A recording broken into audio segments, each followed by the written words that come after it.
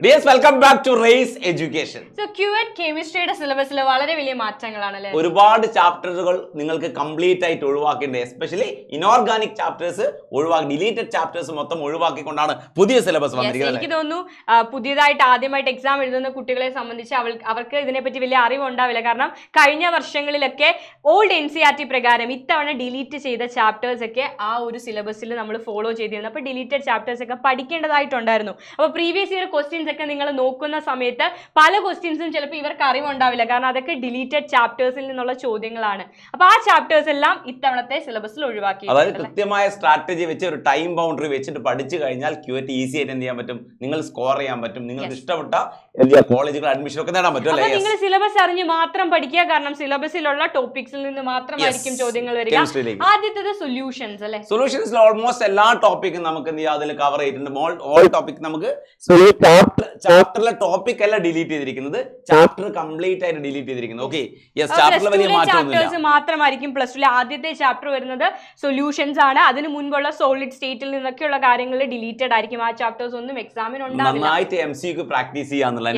Electro കെമിസ്ട്രിയിൽ നിന്നുള്ള topic. Yes, electro chemistry, redox reaction, EMF of cell, standard electrode potential, അങ്ങനെയുള്ള complete topic ഉണ്ട് എന്ന് മനസ്സിലാക്കുക. അതിൽ redox reaction, electro chemistry and redox reaction ആണ്. മക്കൾ ഇലക്ട്രോ കെമിസ്ട്രി പഠിക്കുന്ന സമയത്ത് റിഡോക്സ് റിയാക്ഷൻ ടോപ്പിക് കൂടി നോക്കി പോകണം. ഓക്കെ, അതേപോലെ കെമിക്കൽ കൈനറ്റിക്സ് വരികയാണെങ്കിൽ മക്കളെ റേറ്റ് ഉണ്ട്, ആവറേജ് റേറ്റും ഇൻസ്റ്റന്റേനിയസ് റേറ്റ്. റേറ്റിനെ അഫക്ട് ചെയ്യുന്ന ഫാക്ടേഴ്സ് ഉണ്ടാവും, concentration, temperature, catalyst, then order and molecularity.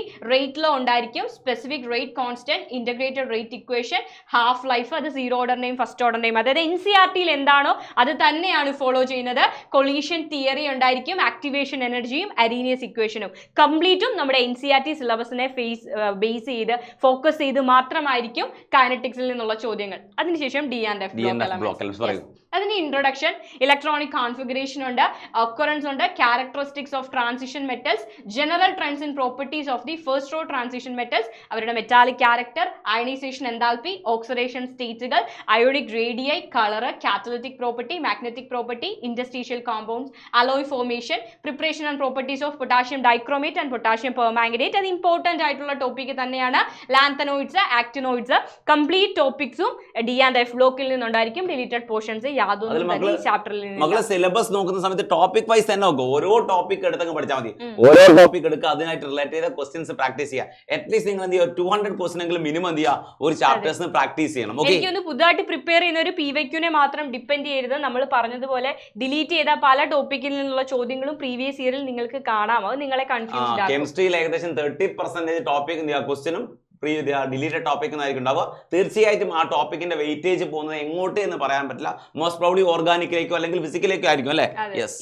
അടുത്തത് കോർഡിനേഷൻ കോമ്പൗണ്ട്സ് ആണ്. അതിന്റെ ഇൻട്രൊഡക്ഷൻ പാർട്ട് പഠിക്കണം. ഡബിൾ സോൾട്ടും കാര്യങ്ങളും, ligands, coordination number, colour, magnetic properties, shades, IUPAC nomenclature പഠിക്കണം, ബോണ്ടിങ്, വേർണേഴ്സ് തിയറി, VBT, CFT. അതായത് നിങ്ങൾ മനസ്സിലാക്കേണ്ടത് NCERTയിലെ ബോർഡ് എക്സാം ഓറിയന്റഡ് ആയിട്ട് നിങ്ങൾ എന്തൊക്കെ കാര്യങ്ങളാണോ പഠിച്ചത് അതേ ടോപ്പിക്സ് തന്നെയാണ് ഇവിടെയും വരുന്നത്.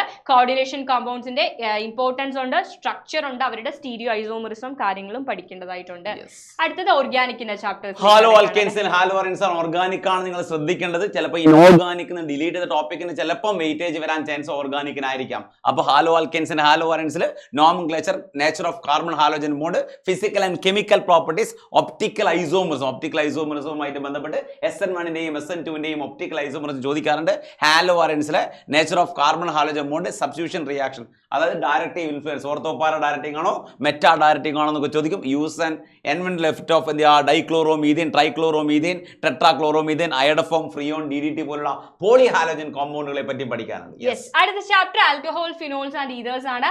അതിന്റെ ആൽക്കഹോൾസ് എന്ന നോമൻക്ലേച്ചർ പഠിക്കണം. പ്രിപ്പറേഷൻ ഉണ്ട്, ഫിസിക്കൽ പ്രോപ്പർട്ടീസും കെമിക്കൽ പ്രോപ്പർട്ടീസും ഒക്കെ അതിൽ വരുന്നുണ്ട്. ദെൻ എത്തനോള്, മെത്തനോള്, അവരുടെ ഇൻഡസ്ട്രിയൽ പ്രിപ്പറേഷനും കാര്യങ്ങളും നിങ്ങൾ പഠിക്കണം. ഫീനോള്, അതേപോലെ തന്നെ ഈതേഴ്സ്, ഇവരുടെയൊക്കെ നോമൻക്ലേച്ചർ, ഫിസിക്കൽ പ്രോപ്പർട്ടീസ്, അവരുടെ കെമിക്കൽ റിയാക്ഷൻസ്, അവരുടെ നോമൻക്ലേച്ചർ, ഈ കാര്യങ്ങളെല്ലാം നിങ്ങൾ ഈ ഒരു ചാപ്റ്ററിൽ നിന്ന് കംപ്ലീറ്റ് ആയിട്ട് പഠിച്ചിരിക്കണം. Next aldehydes, ketones and carboxylic ആസിഡാണ്. ഒരുപക്ഷെ നിങ്ങൾക്ക് പഠിക്കാനുള്ള ഏറ്റവും വലിയ ഓർഗാനിക് ചാപ്റ്ററും ആൽഡിഹൈഡ്സ്, കീറ്റോൺസ് ആൻഡ് കാർബോക്സിലിക് ആസിഡാണ്. ഏറ്റവും കൂടുതൽ നെയിം റിയാക്ഷൻ വരുന്ന ചാപ്റ്ററും ആൽഡിഹൈഡ്സ്, കീറ്റോൺസ്, കാർബോക്സിലിക് ആസിഡാണ്. അതിൽ nomenclature of aldehydes and ketones, nature of carbonyl group, method of preparation, physical and chemical properties, mechanism of nucleophilic addition, hydrogen സയനൈഡിന്റെ അഡിഷനും സോഡിയം സോഡിയം ബൈസൾഫൈൻ്റെ അഡീഷൻ്റെ ഒക്കെ മെക്കാനിസം ചോദിക്കാറുണ്ട്. Reactivity of alpha hydrogen of aldehydes, that is aldol condensation, അതാണ് reactivity എന്ന് ഉദ്ദേശിക്കുന്നത്.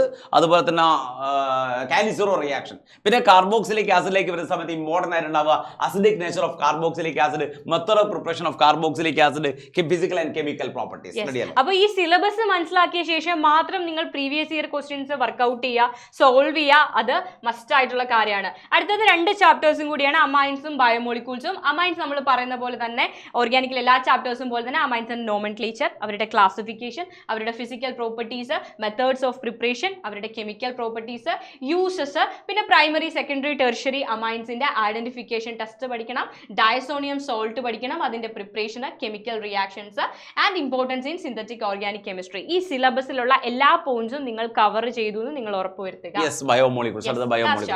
Carbohydrates പഠിക്കണം. ദെൻ കാർബോഹൈഡ്രേറ്റ്സിൽ അതിന്റെ ക്ലാസിഫിക്കേഷൻ വരുന്നുണ്ട്, മോണോസാക്കറൈഡുകൾ, DL configuration of oligosaccharides, polysaccharides, importance of carbohydrates, then proteins, enzymes, vitamins, nucleic acid. ഇത് കംപ്ലീറ്റ് ആയിട്ടും ആ സിലബസ് NCERT എന്താണോ അത് കംപ്ലീറ്റ് നിങ്ങൾ പഠിച്ചാൽ ഏറ്റവും നല്ല സ്കോർ തന്നെ അവർക്ക്. സിലബസ് വെച്ച് തന്നെ MCQ ചെയ്യാൻ ശ്രമിക്കുക. ഓരോ ടോപ്പിക് എടുക്കുക, ടോപ്പിക് വൈസ് MCQ ചെയ്യുക. NCERTലെ പോയിന്റുകൾ ഇങ്ങനെ അണ്ടർലൈൻ ചെയ്ത് പഠിച്ചാൽ മതി അല്ലേ? അപ്പൊ ഈസി ആയിട്ട് എന്ത് ചെയ്യാൻ പറ്റും, സ്കോർ ചെയ്യാൻ പറ്റും. അപ്പോൾ സിലബസ് അറിഞ്ഞ് അടിപൊളിയായിട്ട് എക്സാം അറ്റൻഡ് ചെയ്യുക. All the very best. By.